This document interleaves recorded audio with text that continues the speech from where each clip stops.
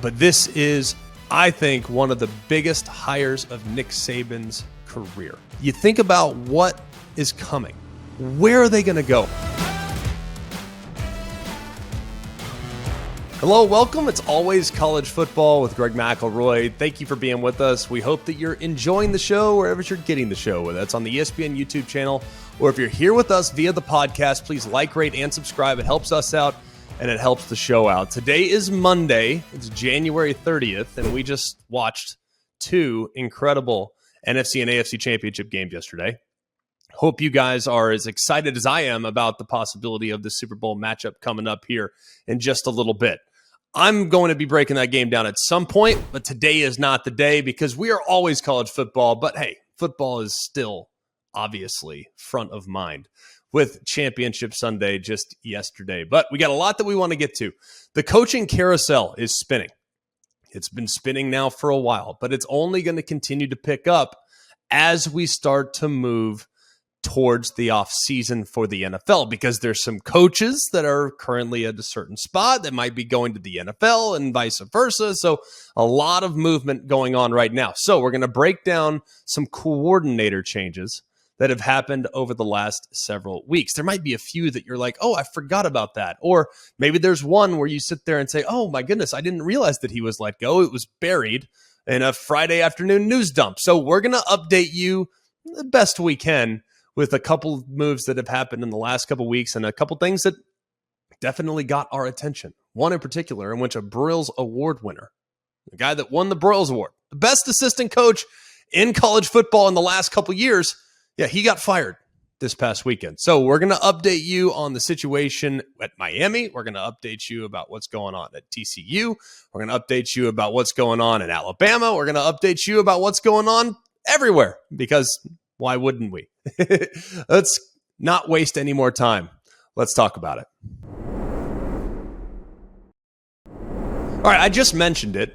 Josh Gattis has officially been let go by the Miami Hurricanes. Now, this is kind of an interesting move. This was the biggest hire of the 2021 offseason, it felt like. Everyone talking, oh, Josh Gattis, he's going to be going from Michigan down to Miami, and he's going to revitalize this offense. He's going to do all these amazing things. I mean, we spent months talking about Josh Gattis, and what a big hire for Mario Cristobal. What a huge, huge coup to be able to go and get an established coach that's a great recruiter, already obviously tons of bona fides with what he's accomplished at Michigan.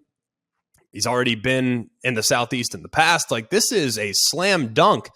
Well, obviously, we know that the year for Miami wasn't that great. I mean, they finished 86th in total offense. They averaged about 367 yards a game. That's down from the 2021 season that saw Miami rank, in the top 20 in most offensive statistical categories. Remember, in 2021, this is a group that averaged nearly 450 yards of offense. Now, I know that there were other things about that Miami team, but Rhett Lashley parlayed that into a head job at SMU. I mean, so this Miami team really took a step back in Mario Cristobal's first year, and as a result, Josh Gattis is no longer the offensive coordinator. Now, it's kind of interesting, too, because we talked about Gattis last year as if this guy is a no-doubt future head coach. No doubt, right? Like, this guy, without question, is going to be on the short list here in the next couple years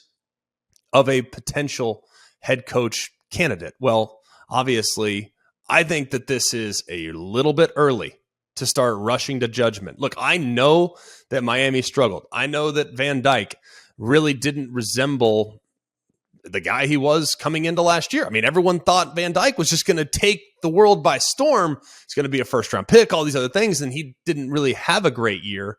But, man, you think about it.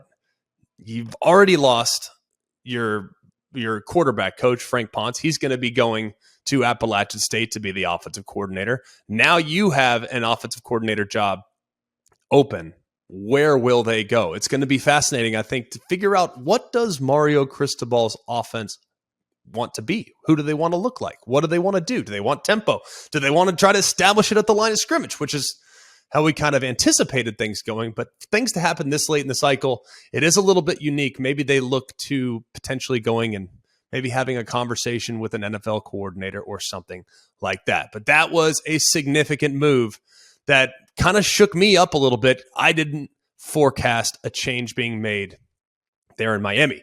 Another move that might happen as of right now, as we're taping this right now, Todd Monken is still the coordinator for the Georgia Bulldogs, the offensive coordinator. And what a job he did over the last couple of years, man. I mean, Todd Monken has done a terrific job kind of revolutionizing this Georgia offense and the way that they were able to use different personnel groupings, the way that he was able to move and get creative with Brock Bowers, the way he was able to feature some of the running backs in the passing game as well. And then to see what Stetson Bennett became under his tutelage tells you all you need to know. If you look at the fact that Stetson Bennett, okay, who, by the way, I think is a very good player. You guys know that. But this is an offense that averaged 500 yards a game with his leadership, 41 points per game with his leadership. And when you think about Stetson Bennett throwing for over 4,100 yards and 27 touchdowns against just 7 interceptions, that's because of Todd Monken.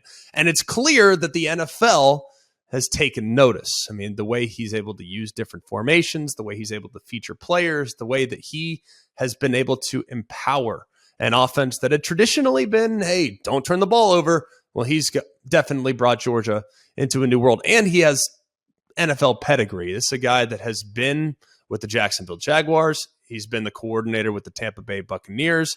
He's been with the Cleveland Browns. So he's been around the NFL in the past. And I really think he's probably going to have a difficult decision to make because I think NFL teams, they definitely want him. Now it's just, does he want to stick with Georgia or does he want to go to the NFL where the lifestyle and the quality of life is better than that of college? College, you're recruiting all the time. It's a difficult gig for sure. So if you can call plays up there in the show, most people would take advantage of that. But it'll be interesting. He's had interviews with Tampa Bay. He's got an interview with Baltimore. We'll keep you updated with whether or not Todd Monken decides to return to the NFL. Another interesting coordinator hire that was made by Oklahoma State. This one's fascinating, by the way. How many of you have heard of Bryan Nardo? I hadn't.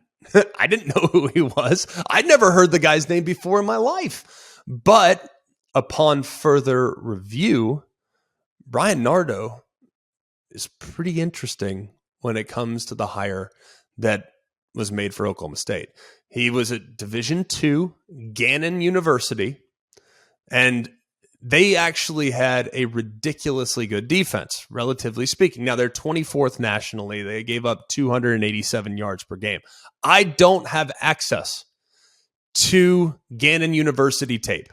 I couldn't tell you what he's running. I can't tell you what coverages they run. I can't tell you what defensive front they run. I've read a few things, but I can't confirm it with my own eyes. So until I can, I'm going to resist making a judgment about whether this hire was great. What I will say, remember, Jim Knowles is at Ohio State now, but Jim Knowles was at Oklahoma State. And if you go back and look at Jim Knowles' history, whether it be in the Ivy Leagues or some lower levels of college football, Jim Knowles is kind of similar to Bryan Nardo in that sense that he's a self-made dude and really wasn't given a whole lot other than just being a great defensive mind.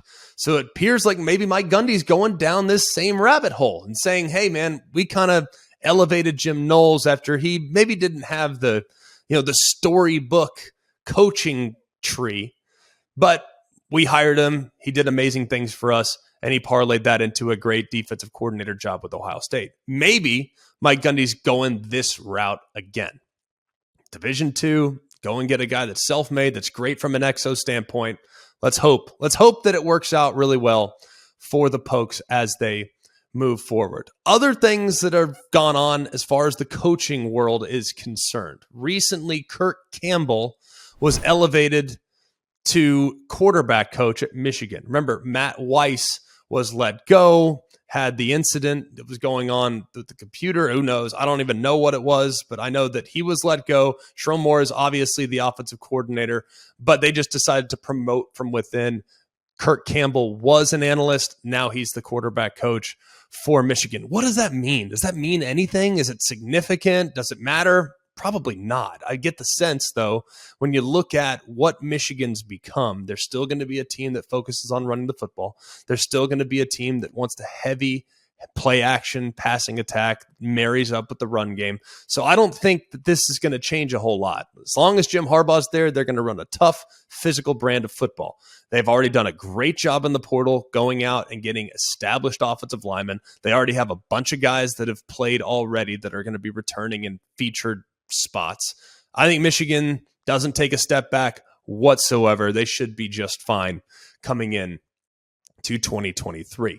Let's also talk a little bit about what's going on currently with Alabama. We probably, if you were with us at any point last week, we told you that Bill O'Brien was likely going to go. Well, really over the last couple of weeks, I don't think this was a great, secret.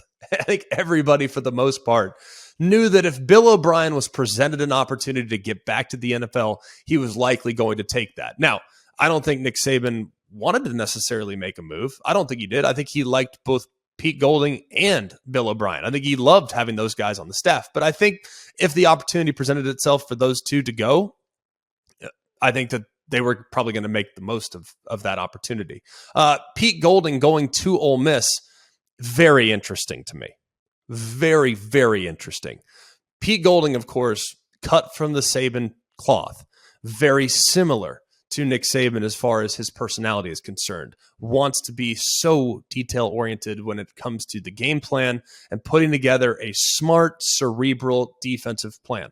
I think Pete Golding's a really good coach. Anyone that's heard me in the past, I think very highly of Pete Golding. I really do. And I think this was a great hire for Lane Kiffin and Ole Miss. Now, Bama fans rejoiced because they don't feel like the Bama defense has been up to the standard that Bama's had in the past. Fair enough, but Pete Golding is an excellent coach. What's interesting, though, when you look at what Ole Miss has been the last few years defensively, whether they've had multiple different coordinators, they've kind of changed a little bit, but DJ Durkin, for instance, was there 2 years ago. He's now at Texas A&M.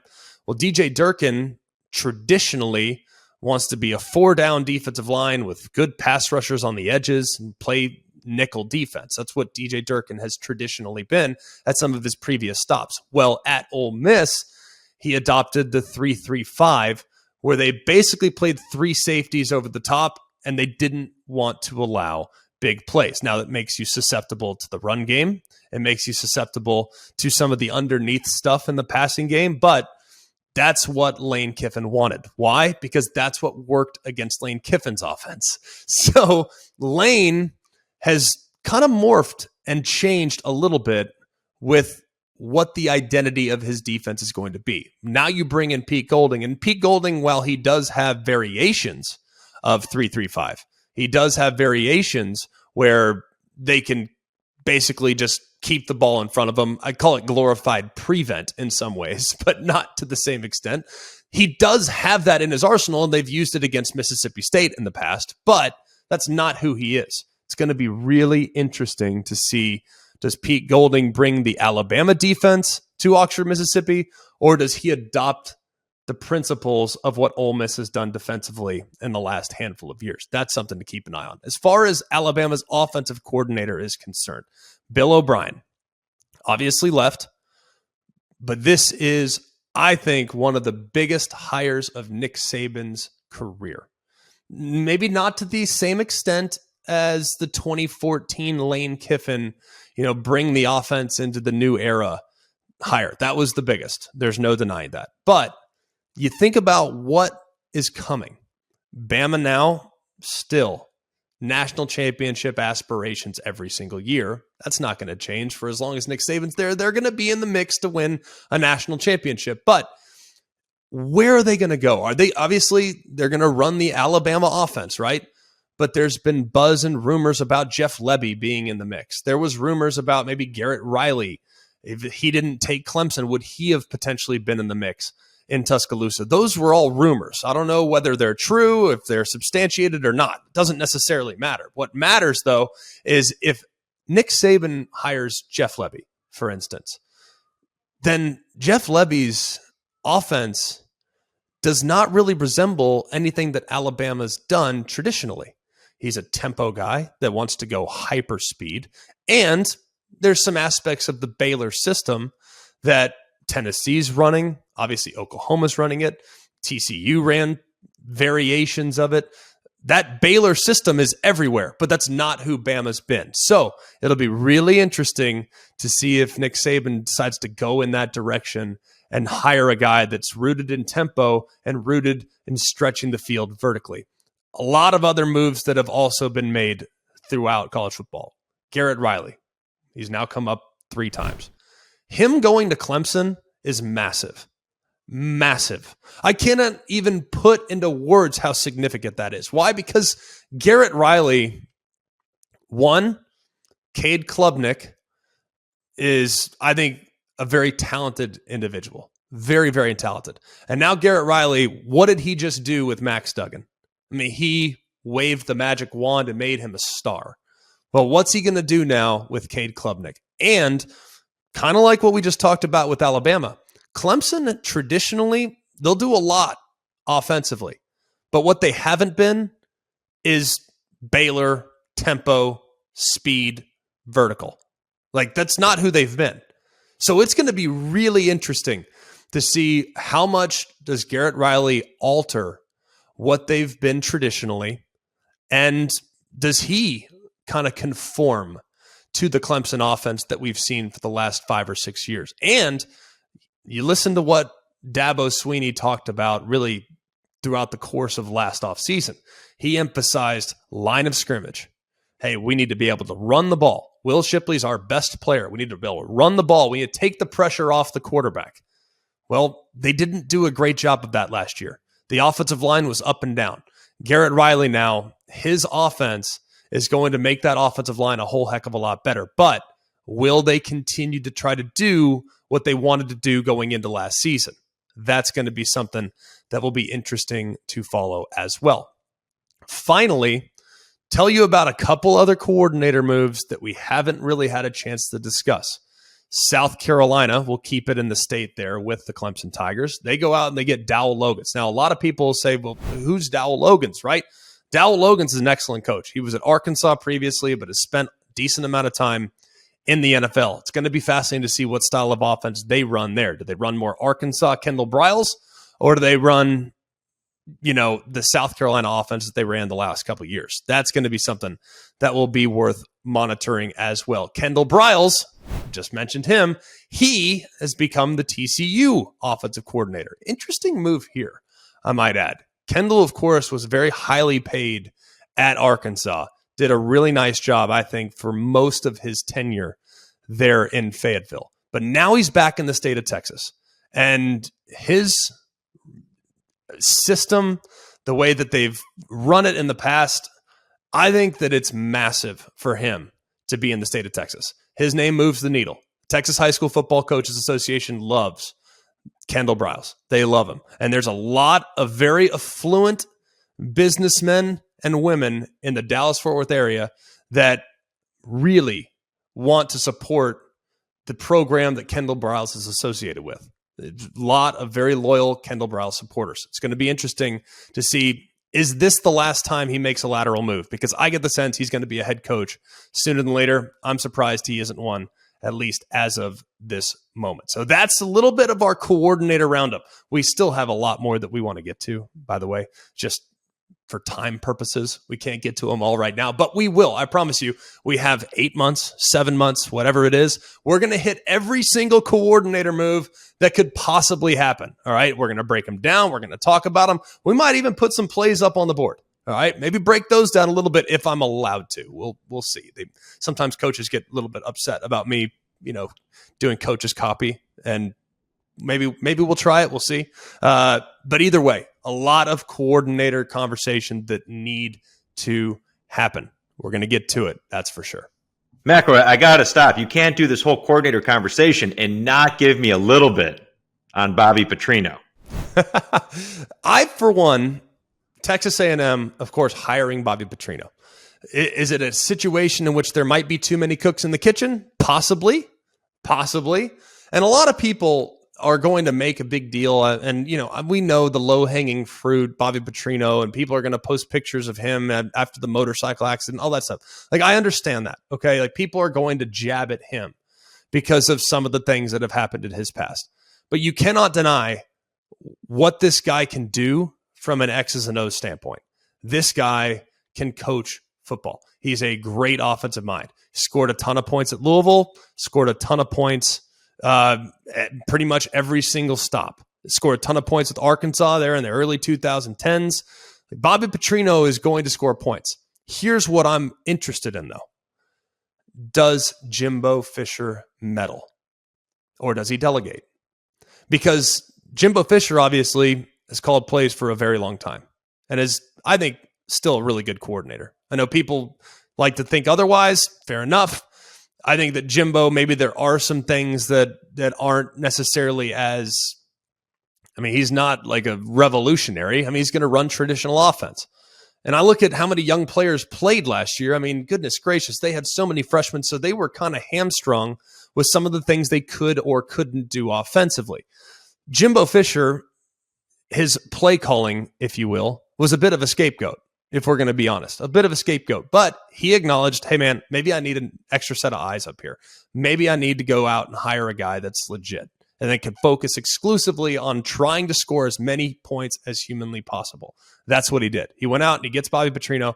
But now, will he let Bobby Petrino have full control? Because that's what I'm wondering about. I think Jimbo's a good offensive mind. I think Bobby Petrino's a good offensive mind. I think they're going to have really good personnel. I think Texas A&M's got a chance to be a really surprise team this year. I do. But will Jimbo Fisher completely delegate? That's what I want to find out. And until I know the answer to that question, I'm going to proceed with caution as it relates to the Texas A&M coordinator job. Every college football season, Goodyear knows the importance of winning on the road. The road will always demand confidence, the confidence to handle whatever the journey brings and to perform under tough conditions. And just like the players and the fans of college football, Goodyear is ready. Are you ready for the road? Visit Goodyear.com to find the right Goodyear tires for whatever road you're on this season. Goodyear, more driven. All right, I've heard a lot over the last couple days, couple weeks about Joe Burrow and whether or not he's a Buckeye or a Tiger.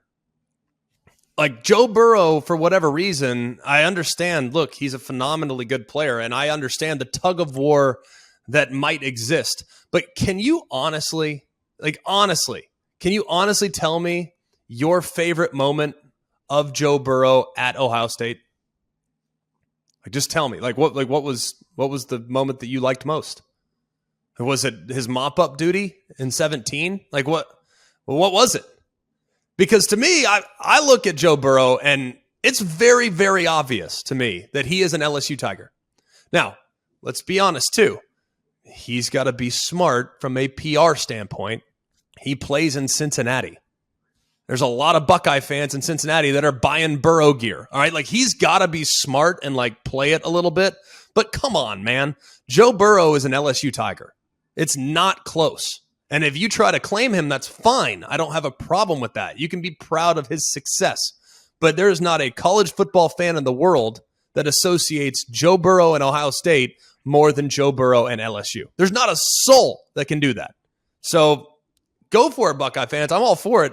Do what you got to do. But, man, acknowledge that you're fighting a losing battle when it comes to that one. Coobs, I know you have some questions about this. I know you do. I do. And I'm just curious about on the other side there. Who can claim Jalen Hurts? Alabama or Oklahoma? See, I think this one's a little bit different because I think they can both claim him because he started and was a Heisman finalist at Oklahoma. He was at Alabama for 3 years and started in a national championship game, 2 national championship games that he started in. So, look, I'm all for Jalen Hurts taking the approach of Russell Wilson who, when he comes on Sunday Night Football, he says a whole pack of Badgers. Why? Because he's NC State and he's Wisconsin. Why? He played at both. He started at both. I think these two schools, Oklahoma and Alabama, they have a legitimate argument to be made that he played and started games for their schools. So the Burrow thing, absolutely 100%, he is an LSU Tiger.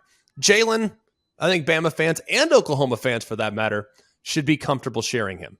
We good with that? No, you got to pick one. Like, if I'm an Oklahoma fan, I'm like, listen, he left Alabama to come here. He took us to the college football playoff. He's ours. He's our guy. You benched him. You benched him in that national championship game. Won a national title out of it. Would you have won that title if Jalen Hurts was in there?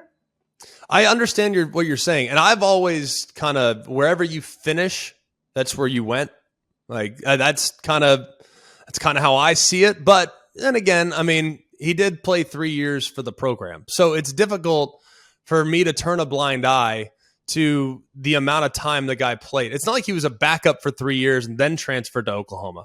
Like that's not that Bama wouldn't be able to make a claim if that was the case, but he started 30 games for Alabama. So while I understand very much, and I think Oklahoma fans, I'm sure they'd probably be up in arms. I'm sure Alabama fans would be up in arms. Like, I kind of lean towards thinking wherever you finish, that's where you went. I get it. But at the same time, I do think there is at least a much stronger argument to be made on behalf of the Bama-Oklahoma dynamic than there is the LSU-Ohio State dynamic as it relates to Burrow. So that's the way I see it. But hey, I've been called crazy before.